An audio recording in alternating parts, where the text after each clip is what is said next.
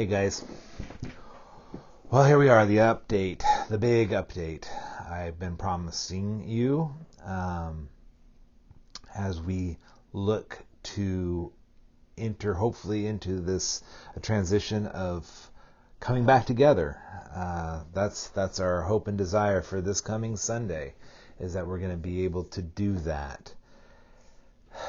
So this update's going to be, I'm just going to apologize up front because this is going to be maybe a little longer than usual, just because there's so much stuff I want to kind of go over. I've got basically 5 areas that I want to try to hit in this and give you enough information so that you and as a family can make the decision of whether coming and joining on Sunday is something that is right for you. So the first thing I want to highlight is just, it's kind of almost a call for your understanding and patience through all this, because we have just, to say it's been unprecedented times is an understatement, and it's been uncertain. Every step along the way has been an uncertainty of what's going on, what are we supposed to do. The information's been super unclear, and time frames, all that stuff has just been, it's just been unclear. It's been very tricky to navigate. But we are, as far as I know, our county has applied for phase 2, and that is supposed to be reviewed. And as far as I know, we haven't had any cases in the county, I believe. And so any new cases at all. So I don't see why it wouldn't pass. And if so, then phase 2 goes into effect this Friday. But of course, we won't know that for sure until probably Thursday. So we just have to it makes planning very difficult, obviously. And not only that, but even the guidelines of what phase 2 is kind of ambiguous and undefined. And so I'm kind of just making some assumptions, and I understand that. So, you may be thinking, well, that's not right because I know this, or I heard this from this person. You might be right. I don't know. Like I said, I'm just trying to do the best I can with what I know. And until I know definitively otherwise, we're planning on opening the doors on Sunday. Part of the guidelines that I do know is there is a capacity limit. It's supposed to be of 100 people. But of course, even that's unclear, and I know there's been other numbers thrown about. But anyway, I'm just going with it here. Going with this 100 people idea.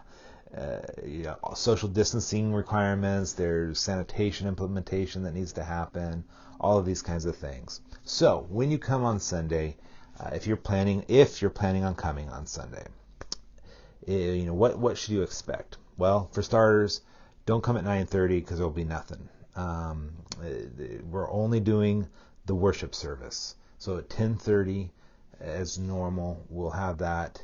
It'll just be the worship service, so 10:30 to noon. Some of the things that it's going to be different. Every other row is going to be closed, just to try to create that social distancing space. If you went to the gym or you went to a restaurant, it's this kind of the same. Every other table's closed, every other workstation's closed, and so here it's going to be the same thing. Every other row is closed. So there's that. But then also other big ones is there's not going to be any child care, no nursery or anything like that. So that, or also there's not going to be any coffee bar here for at least during the duration of phase 2. Also, we're eliminating any kind of passing of stuff, so there will be no offering basket pass. So instead, Mark Curtis built a just beautiful offering box that is mounted in the back, so that you can at your leisure. As you're going in or out, you can drop off your offering into that, and that'll work for that. Also, this coming Sunday is Communion Sunday, and we've missed 2 of them now, and so I am very looking forward to being able to do communion. But of course, we need to be more thoughtful of that. So we have a plan in place. We've purchased some individualized communion packet things, and so you'll be able to pick those up as you come in. So as you're coming in, there will be a table there with those on them, and you can take them for you and your family as needed, as many as you need. And you'll just have to hang on to those until we come to the time of communion, and then we'll all kind of muddle through it together. Also, there's going to be hand sanitizer stations around, so if you want to sanitize up, those will be available for you. And just to also know that we've contacted our janitorial service, and they're going to up their sanitation, the disinfecting of surfaces and things like that in between services. So hopefully I'm hoping all of that is going to satisfy, the requirements there. So I know that's going to still have a lot of questions about what's going on. So in Sunday morning, we're going to have all the elders are going to be at the door, greeting everybody as they come in, and being available to answer any questions that you have, direct you to the way to what needs to happen, be able to help you find a spot if you need to, whatever. We're there. We want to be there for you to serve you. So hopefully, if you still have questions when you come, we'll be able to answer those for you. So that's what to expect. Now, also, as I know I've been saying this whole time, we've been working toward this live stream to be able to live stream the service and give people an option of being able to be a part of the service without being here. Because I think especially in the next few weeks, this is going to be critical. Because again, we do need to keep the numbers down, and so if this option is going to come in to play, I think for our church. Now, I think I said when I began, we're gonna go and try to get stuff, but then recognizing that of course something's going to go wrong. Well, guess what? Of course something went wrong. Nothing big other than it's just we're not getting all the components we need. Believe it or not, small churches are making a run on all of the live streaming equipment, in the country. So it's becoming kind of difficult to procure these components. Everyone's looking for the same stuff, And so we have some stuff on back order that is coming, but it's not going to come in time. And so Nathan, who's been heading this up, has figured out some workarounds to kind of get us through, limp us along. So it's not going to be, so what we do on Sunday is not going to be the final, our final system, or what it's actually going to look like, when it's all complete. But it is going to be enough to get us. Hopefully we have kind of plan A, plan B, contingency on that. It's like if this goes wrong, then we can. So we do have kind of some like worst case scenario to still kind of get us on live. So I just appreciate all the work he has done into this and how he's taken it on and taken the responsibility of it to make this happen. So. And again, just I want to reiterate the fact that the live stream, one of the reasons why we're doing this, especially again, as I said, during these first few weeks, is to be able to give those of you who are even on the fence about whether you will feel comfortable coming or not, to be able to stay home, be a part of the service. as it's happening, in real time. So it's almost just like you're just looking through a window, if you will, into what's happening at that moment, which I'm very grateful that we have the ability to do that. That's pretty awesome. So that being said, I just want to encourage, for this first Sunday, because we have this live stream capability,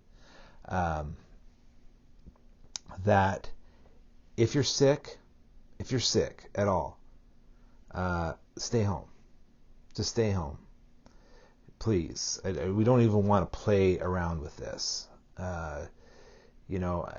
Just if you're sick, stay home. If you're feeling uneasy about coming, and this could be for a variety of reasons. You might be in a high risk group. You might be on the older end, and so you don't want to take that risk. You have compromised immune system, so you're not ready to chance that. Then stay home. Absolutely stay home. If the fact that we don't have childcare that's going to create a hardship on your family, that's fine. Don't feel any pressure that you need to come. It's okay to wait until we have those services implemented again, so you can stay home and feel no pressure whatsoever that you have to come. Utilize the live stream. That's what it's for. And again, like I said, we do, at least for the next few weeks, we're kind of, as elders, we're kind of looking at this as a sort of a soft opening, because it is supposed to be a little lower on the numbers, and we kind of anticipate that there's going to be people who aren't comfortable with coming, or who are going to determine that they will just stay home, or they're not there, or they are sick, or whatever. That's perfectly fine. We kind of anticipate that. So feel no pressure in that. Okay, because again, the goal we're trying to do is that we want to try to make this transition, and this is a transition. Again, I've said it before. It's not a light switch. We don't just flip back, we're back in. No, it is a transition. And we're trying to make that transition to a live gathering as much of a positive experience for as many people as we can. And we're trying to do it respectfully. We're trying to do it respectfully both for people who are still concerned, and we're also trying to do it respectfully to the government as much as we can. That's reasonable. And so, we're really, that's why it makes this a very complicated, tricky kind of process. But I'm at a certain point in my own heart to where I'm just giving it over to the Lord. I'm just trying to do the best we can with what we know when we know it. But I didn't know that is our heart as leaders here, is that we're trying to do everything we can to make this a positive experience, and not a negative one. Which brings us to another point I want to try to just address, which is, it's obvious, again, that there's such a divide in the culture about this whole issue, and I want you to know that I know that there are people in our congregation that are on all sides of this.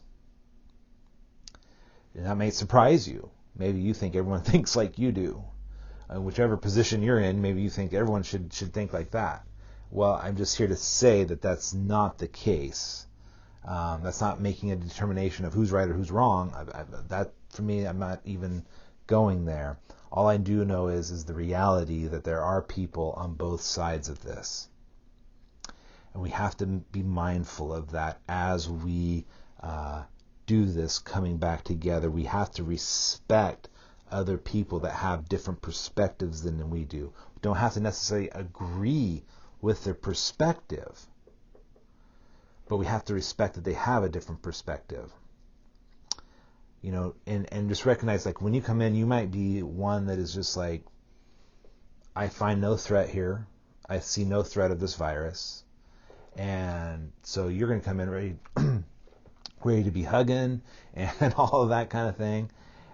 And you got to understand that there's going to be other people that aren't. So we have to be mindful of that, be respectful of that, that, they may not want to shake hands. You may go in for the handshake and they will kind of tense up, and that shouldn't. We just need to be respectful of that. And I know that's going to create awkward moments. There's not much you can do about that other than, again, have humility, be respectful, and simply love each other. Okay. Yeah, because me and the elders, we've talked about this, and we all have different kind of perspectives of things and stuff, but we are unified in the fact that we know that unity means that we're going to have to put aside our perspectives, some of our perspectives, in order to include those of a different perspective. Okay, and so that might mean giving up, something, of our rights or our comforts or what we find, acceptable and whatnot. So, and again, this has turned into a very political issue. It just has. I know for some of you it's not a political issue at all. I mean, you see a real threat to the virus itself. Others see a very, very political issue. And, all of those, there is political questions associated with it. And those issues do need to be dealt with, and those questions do need to be answered. But the Sunday service is not the time or place to be dealing with those questions. There is a time and place that I think we as believers need to deal and wrestle with those questions. But the Sunday service is not it. Okay? And so I would just ask you, if you're a person that is it's kind of always going around loaded for bear on these kinds of, on your perspective of this, I'm just going to be blunt and ask you, leave it at the door. All right? This is not the time, not the place. And if you can't leave it at the door, then I would just ask you to stay home. I say that lovingly, and because our goal is unity here. So I don't mean that to be harsh. I just mean that, but I do mean it resolutely. We are going to fight for unity in this church. So if that's going to be a problem, and I don't think it is, I really hope that's an empty statement. But I do want to make sure it's said, and so we can go from there. Okay. Finally, just know this: all is subject to change. We're planning the best we can with very little actual information. And so we're not trying to, by opening, I'm not trying to rebel against the government, but I'm also not trying to be fearful or anything. We're just trying to be faithful to the King and to what He's commanded us to do on all sides. So we're just navigating through that and making decisions as stuff comes up. So if things radically change over the course of this week, and things have to be different, then I will put something out as soon as I can, and hopefully, we'll just again muddle through this together. It's probably not going to be perfect. It's probably going to be glitchy and confusing, and I apologize for that. But again, I just ask for your patience. I ask for your grace as we just do the best we can and try to follow the Spirit's leading as best we can to be obedient and just come back together. Because again, I'm looking forward to this, guys. I'm looking forward to being able to once again look into your eyes as we talk about God's Word. And that's something I've missed a lot. And so I am looking forward to that. I just want to make sure that we're all coming in the right heart of unity as we do it. So I look forward to it. I love you guys. And I will, again, if I have to make another announcement, I will. So just kind of stay tuned, and we'll try to send out some email, some stuff as well, and everything. So God bless you, and hopefully see you this Sunday. Bye.